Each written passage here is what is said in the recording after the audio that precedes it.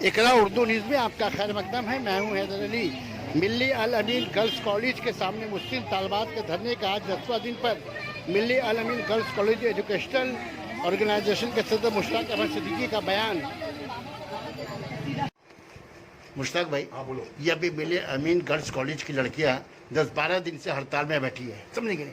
इन लोगों का कहना है कि बैसाखी बैनर्जी ने कॉलेज को बंद रखा है, ना हम लोग का ऑनलाइन फॉर्म फिलअप हो रहा है और ना हम लोग का कॉलेज खुल रहा है।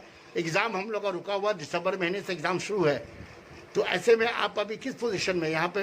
27 दिसंबर तक का टाइम था, वो ऑलरेडी पार होने के बाद से बच्चे जब परेशान हुई तो हमारे लोगों ने कहा, हमारे ये कॉलेज के लोग हैं, इन लोगों ने मशवरा किया कि सिवाय इसके कि अब हम रास्ते पे उतरे, हमारे बच्चे रास्ते पे उतरी हैं और कुछ वहाँ से भी सपोर्ट अल्हम्दुलिल्लाह मिला है।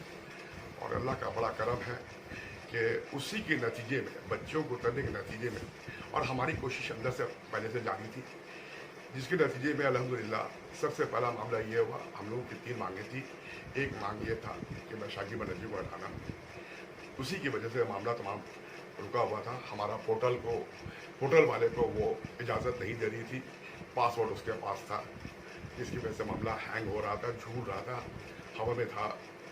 लेकिन अल्हम्दुलिल्लाह हुकूमत के वक्त वो मामला समझ में आ गया और बैसाखी बैनर्जी का ट्रांसफ़र हो गया है।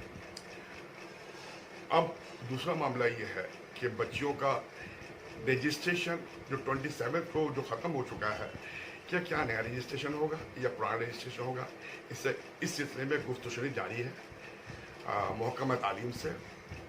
तो हम लोग उम्मीद करते हैं कि इंशाअल्लाह ताला कामयाब होंगे।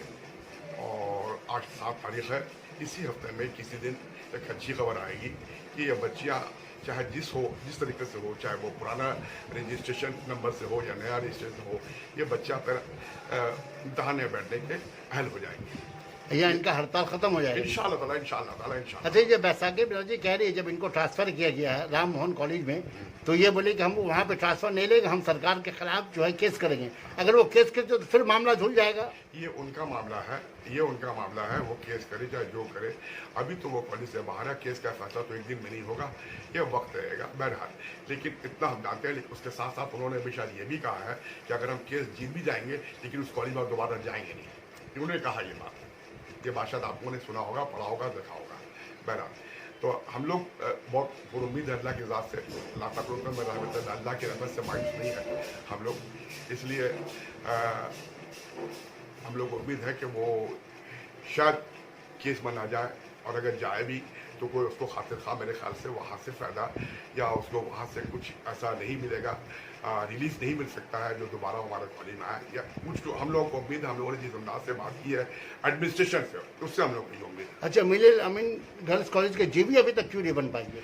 हाँ, तो जब मामला तो यही है कि जब हम लोगों को माइनॉरिटी स्टेटस ख़त्म हो गया था, फिर हम लोगों जब सुप्रीम कोर्ट से 18 अप्रैल 2018 को हमारा माइनॉरिटी स्टेटस हमको दोबारा बहाल हुआ था, तो वेस्ट बंगाल गवर्नमेंट महकमा तालीम को हम लोगों ने आकर बताया कि ऐसी बात है, इतला दी, खबर किया।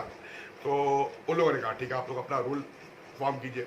अब हम लोग जो अपना रूल फॉर्म करके दिया हम लोगों को, तो कहा कि ठीक है, हम इसको ठीक करके दे रहे हैं, थोड़ा सा नो के पलक चूज कर देंगे इसको। नो के पलक चूज करने के बहाने से वो हम लोगों को लगभग 1 साल जुलाने के बाद अभी हम लोग फिर गए थे, हम लोग कंटेम्प्ट में गए थे, लेकिन क्या हुआ, टाइम बार हो गया था, जिसकी वजह से हम लोगों को इसे नहीं जा सके।